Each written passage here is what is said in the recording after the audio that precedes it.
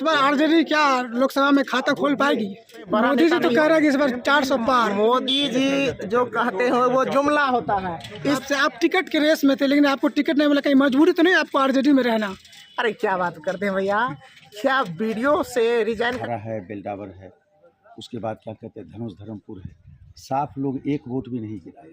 लोग कहते हैं विकास नहीं तो वोट नहीं। क्या कहना चाहेंगे? आपकी सरकार भी 17 साल रहेगी। सबसे पहले हम तो कहते हैं कि ये लोकतंत्र का महान पर्व है।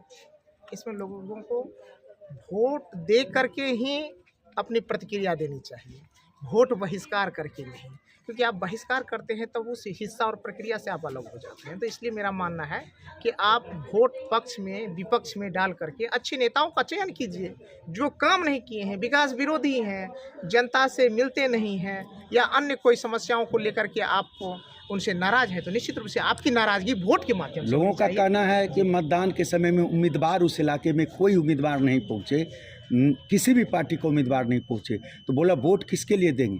जो जनप्रतिनिधि जीत के जाते हैं वो आते नहीं हैं, न प्रशासन आते हैं, सड़क नहीं है, स्वास्थ्य नहीं है, शिक्षा नहीं है। इस पे मैं बड़े बेबाकी से कहना चाहूँगा कि उम्मीदवार का आना या नहीं आना, प्रचार का वाहन वहां पहुंचना और नहीं पहुंचना, ये मुद्दा नहीं हो सकता है।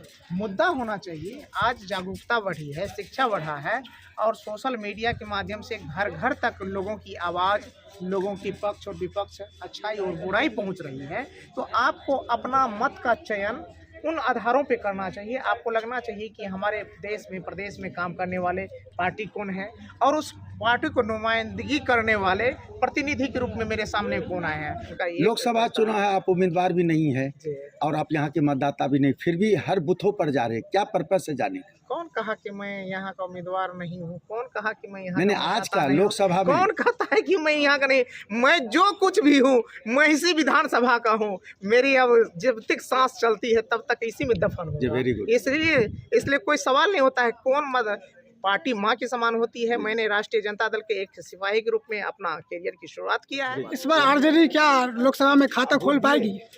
क्या बात कर रहे हैं पत्रकार महोदय, आप ये शब्द ना कह करके ये कहिए कि कितने अंकों में जा रही है। मैं तो कहता हूँ कि लगभग अभी तक के जो चुनाव परिणाम की अंदेशा है, जो परिणाम आने की संभावना है, जहाँ जहाँ चुनाव हो चुके हैं, मतदान पड़ चुके हैं, हमको लगता है 50-60% तो हर जगह से रिपोर्ट आ रहा है कि हम लोग जीत रहे हैं। आज ही की बात लीजिए आप, तो ये मधेपुरा हम जीत रहे हैं, सहरसा जीत रहे हैं, सुपौल जीत रहे हैं। क्या बात कर रहे हैं लोग?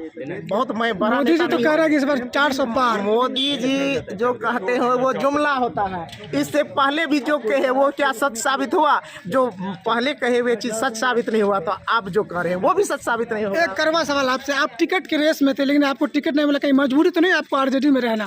अरे क्या बात करते हैं भैया, क्या वीडियो से रिजाइन करना मेरी मजबूरी थी? वो भी तो एक सेवा का धर्म था। वो भी सेवा का धर्म था, वो भी ईमान का धर्म था। ईमान और इंसानियत को बचाने के लिए लोग फैसला करता है। मैंने सच्चाई, ईमान और स्वाभिमान बचाने के लिए वीडियो के पद से रिजाइन किया, और आज इस पार्टी में भी हूँ।